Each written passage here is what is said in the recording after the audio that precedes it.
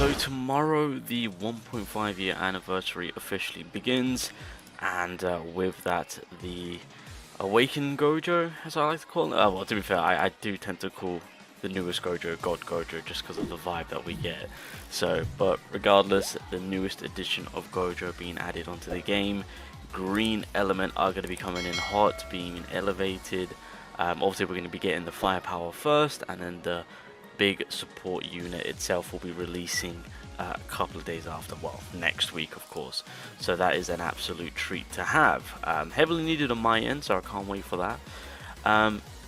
But this is a statement that obviously someone made, and yeah, having JP slightly ahead is giving Global that perfect planning time on kind of going into and focusing on certain characters that one are going to help you, or maybe two, they're broken AF.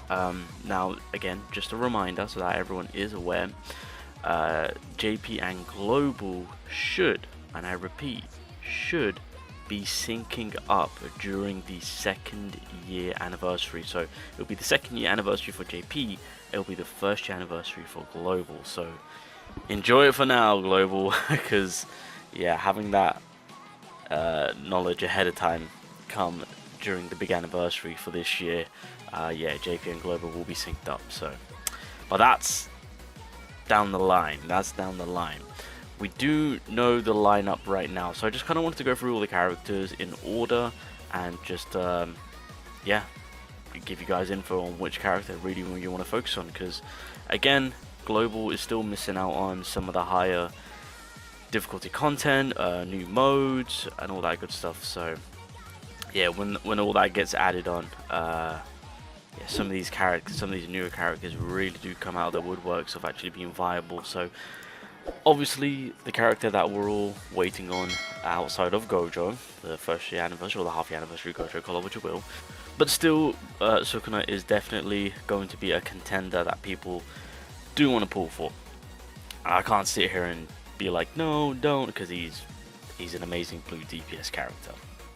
Once you do get this man, you know, it just kind of gives you that coverage. Again, from a free-to-play standpoint, domain expansion Gojo was the better option. Obviously, if you're paid to win, you're going to go for all of them, clear as day. Light spenders, you're going to try your luck, of course. And of course, with the free-to-play players, once again, if you've got a little bit of summons laying around and if you want to pull Sukuna, again, I don't blame you. But then after that, you really have to start to get back into the grind of saving up again. I'm not going to go through the whole debacle in terms of my global account, because I had one, and then Teen Gojo shafted me, so that account got ruined. Then I went for domain expansion Gojo, summoned everything, then that account got ruined. Every time an anniversary Gojo released, I ruined my account by using everything.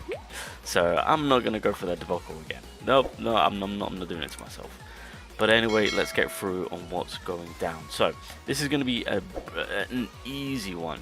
This is alright. So obviously, once the half-year anniversary is done with Global, we are then pretty much on the home stretch of then going into Shibuya arc and, you know, getting these remaining characters to release. So Miwa will be the first one. This is probably going to be the easiest skip on everyone, even if you're paid to win. Well, to be fair, the only people who realistically should be pulling for this man are going to be pay to win players, not so for usage, more so for collective value. That's it, just to say that you've got the character in your box. Outside of that, not a character worth to use. Damage is very piss poor.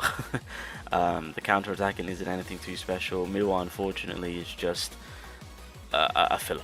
She's a filler. And then obviously after that, we then had this green AoE Mechamaru, who is a very, very solid character. I mean, of course, he does require a bit of a build up because you want to apply the tokens onto the enemy, of course.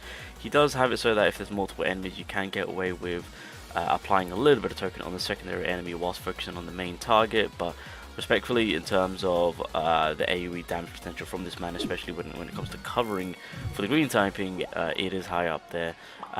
Now again, we've got the God Gojo. Green is getting a complete rehaul in terms of better DPS coming along with a fantastic support. So that kind of shifts a few things. HP Gojo is still a formidable nuker, still being used and catered to this day.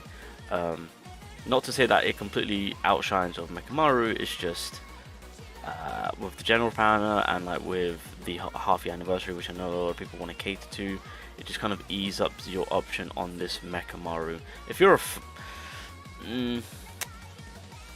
I think for free to play, it just won't. I don't think you would need to cater to this.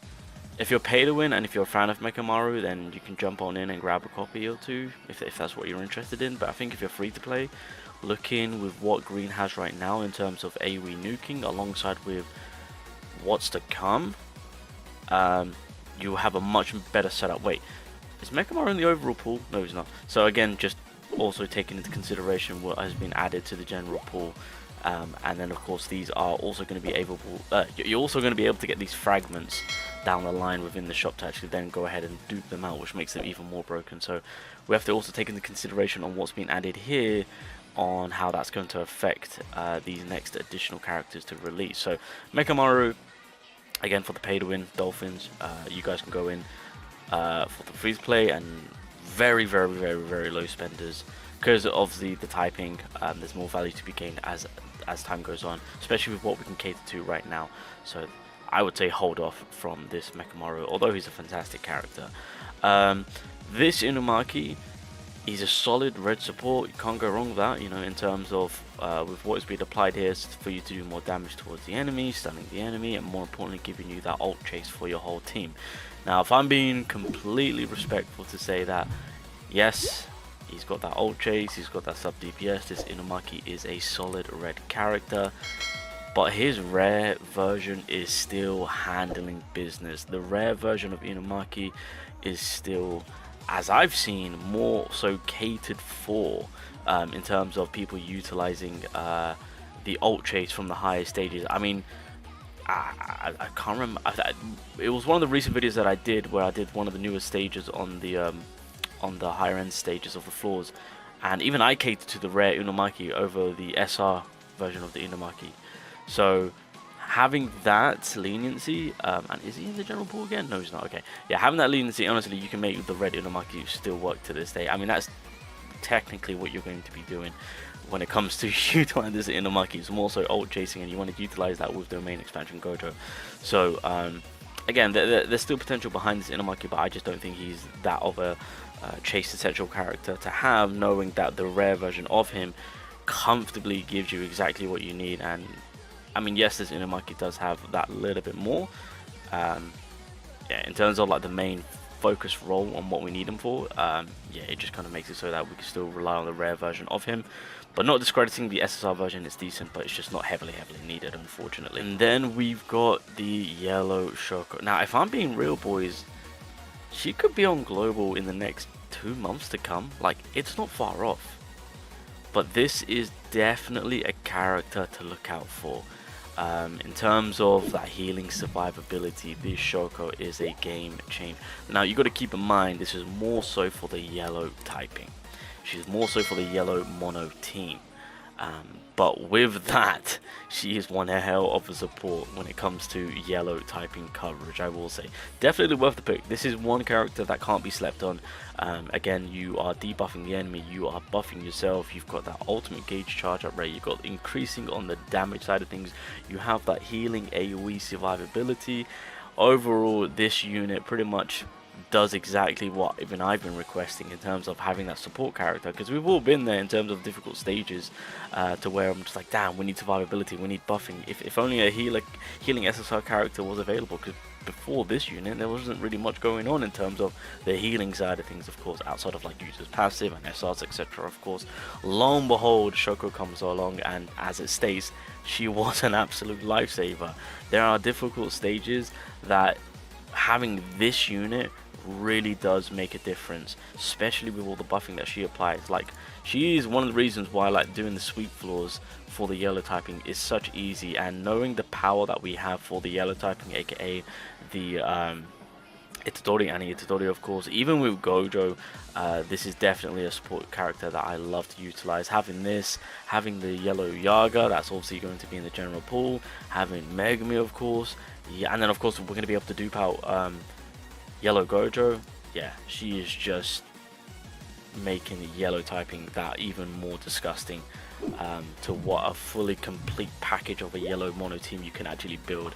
And having this strong support survivability type character that green mono will eventually get during, or on the 30th of course, so next week. Oh, they're going to be cooking with gas. Yeah, so honestly, yeah, Shoko definitely is actually worth the pull. I'm gonna have to keep it real. Predominantly for the yellow mono, just keep that in mind. It's more so you're maximizing and maxing out your yellow mono team. So that's one thing which I just kind of want to push for. Oh, Marky. Okay, so I believe this is going to be a fairly easy one. Definitely one of the better Markies, or if not the best Marky. She has damage potential, fantastic blue DPS character, can't go wrong. And for me, she's just an alternative option to use. Love using her, but it's another easy one to say that Sukuna.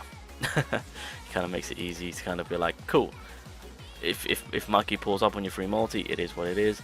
Definitely, I mean, again, if you're paid and whatnot, maybe you can just kind of squeeze in and try and pull her maybe for option. But in reality, again, Sukuna still holding it down to this day. But yeah, she's pretty sweet. I wouldn't say it's anything too crazy. Maybe you can wait until she's updated.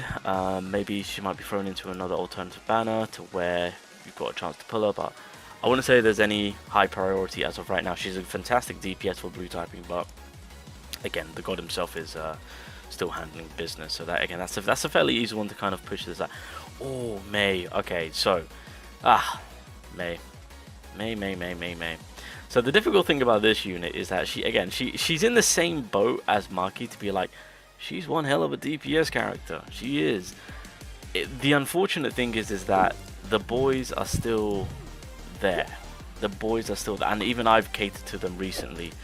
And I mean Toji and Yuto, of course. I mean Toji right now is going to be in the equation more so because where we're able to now pick him up fragment-wise, dupe him out, make him even more stronger. Even with like like 3 dupes in, I've seen someone use the 3 dupes in this Toji, and he is demolishing the higher up stages that JP has right now. So yeah, it does kind of put her in the same position as Maki to where she's a fantastic DPS. However, again, with Yuta and Toji being a thing, and Toji being available through the fragment system, and with Yuta's buffs, of course, it just makes not of a high priority, should I say. So again, there's a lot of leniency towards this unit. So again, if you're pay to win, you can pick it up. Free to play, you don't need to cater. 100% you don't need to cater. Again, recently with the more difficult stages, I've actually catered to Yuta and Toji. I've invested into the, so like my man's 1 dupe in, I'm gonna max him out. But I've been utilizing these boys more over May recently. So again, keep in mind you've got the AoE coverage too. And plus there's, yeah, I mean that's kind of self-explanatory on that one. But again, that's just kind of my thought process on having that red DPS. And then lastly, we had Ino come in. Again, I think this one's going to be a fairly easy one. I've stated and I've given my honest opinion about this unit. Again, I would prefer my Maki, but same boat to say he's an okay DPS unit for the blue typing. But there's just better options. Yeah, there's just better options. Even I would say I do prefer my Maki too. So again, I think this one's going to be an easier skip for majority too. So that's something that I just would say no, you don't need to cater for. But yeah, a lot of alternative options and better DPSs to come from what is being lined up for what's to come for global. Shoko realistically is probably going to be your main focus. Mekamaru, I would have said main focus, but green is about to get a complete overhaul, so yeah, you can kind of push him to the side. Not to say that he's completely lost, he's still valid, but you know what's coming up. You know what's coming up, boys. But that is pretty much the lineup on what's to come for global, and what I would suggest in terms of what you want to kind of focus on, characters that are really going to be changing things up, that are going to be utilized on the higher end stages, but really taking into consideration what's to come for the half year anniversary, and just kind of make so that you've got more than enough time to save up. I'm just trying my best to kind of give you guys the options on kind of limit on the pools, on what you want to kind of mainly focus on, so that you're then able to prepare more so for the half year anniversary. Because again, I've said what I've said about this Shoko, and when Team Shoko comes on, those are going to be some support units that are going to be meta for their team. And I mean, half the anniversary Awakened Gojo, everyone wants him. Come on now. Gojo's broken. So and that green Gojo is insanely broken with what that man has got. Jesus Christ. So that is what we're looking at. That is what Global needs to prepare for. Good luck. Get to grinding. And yeah, tomorrow the big day. Awakened Gojo releases. On JP, that is. And we'll see the man's true potential. It's going to be crazy. It's going to be crazy.